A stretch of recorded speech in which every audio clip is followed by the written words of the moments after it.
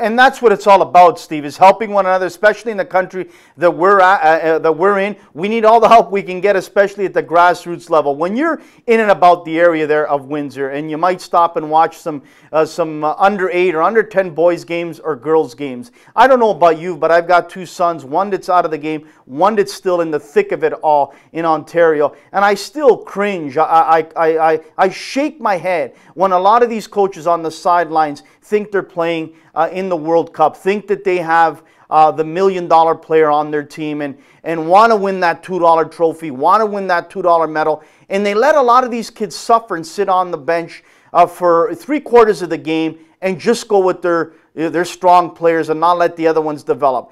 To me, that bothers me, Steve. I don't know about you, but how do you feel about that?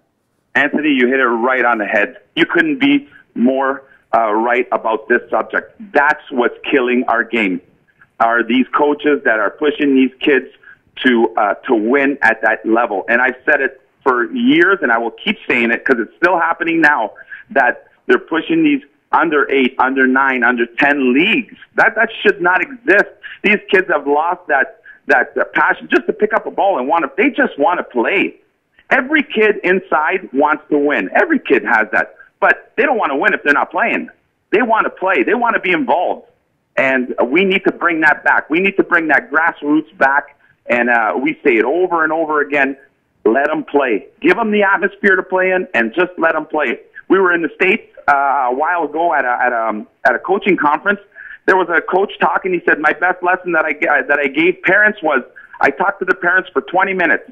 And then he turned around to the kids. And he said, see, the kids waited. They waited for me to finish talking to you before they did anything, instead of just picking up a ball and playing.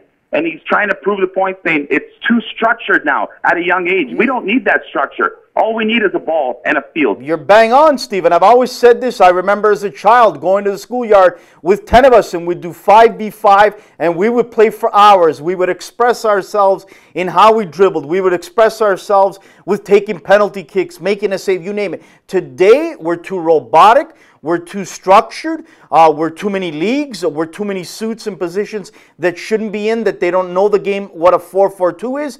On and on and on, Stephen. To me, we forget about the player. We forget about what's important. And we are in this position in this country on the world map because of these things. I don't know if you feel that way, but that's the way I felt for years, Steve.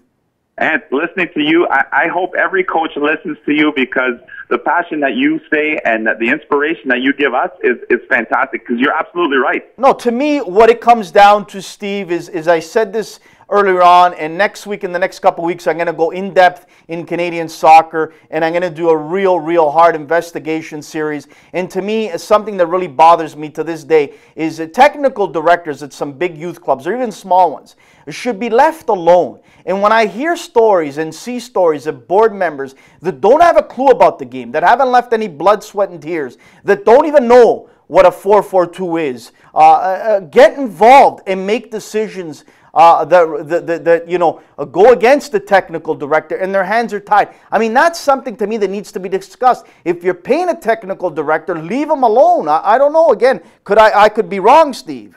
You're absolutely right.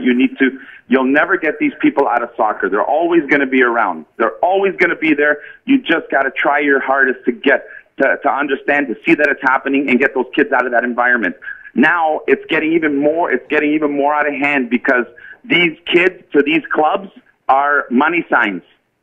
There's money, and that's what they're looking at. Because ultimately, to get a kid to play, it's a pair of shoes, not even. You can wear your running shoes and a ball. It doesn't cost much to get an 8-year-old to play. No 8-year-old should be paying $500-600 to play soccer. You know, Steve, we say that we're a hockey nation, but I got to tell you, going back, working in my days at the pro game in the real Canadian Soccer League, I remember a stat that came out. This was back in 91 and 92 in the real Canadian Soccer League, and we framed this. It was in the newspaper, and it said, soccer overtakes hockey in registration with youth kids. And it's been like that forever and ever and ever in this country. But when hockey parents speak, Steve, when hockey clubs speak, government officials, city officials, listen. They build hockey rinks. They build facilities for. When soccer parents speak up, they're pushed aside. We lack quality fields all over this province, Steve. 800,000 kids in Canada have signed up for soccer, 500,000 in hockey, 300,000 in basketball. And yet we're the number one, and yet we get pushed aside because I think, Anthony, we got to make that statement like the U.S. did. We got to be real at the big level. Nationally, we got to get in that top 20, top 50 ranking. We got to be something big at the top to make the ones at the bottom believe.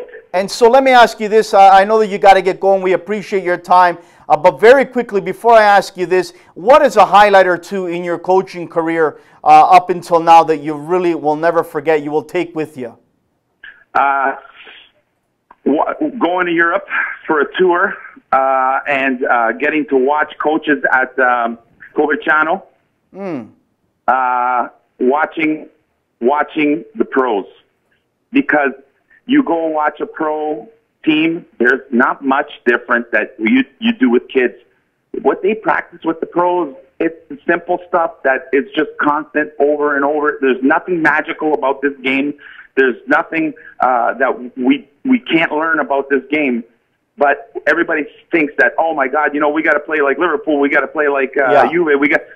They do what we do. Absolutely. Steve, last thing is very quickly this. I'm giving you one wish. I'm putting you in charge of Canadian soccer tomorrow morning at 9 a.m. What is the one wish that you want to implement to make a change for the better in this country? I want to go get someone in charge of this country like the U.S. put Klinsmann in charge of their country. I want a guy that's proven, that's there for the country. He loves the States just as much as he loves Germany. We need a person like that and totally give him a carte blanche.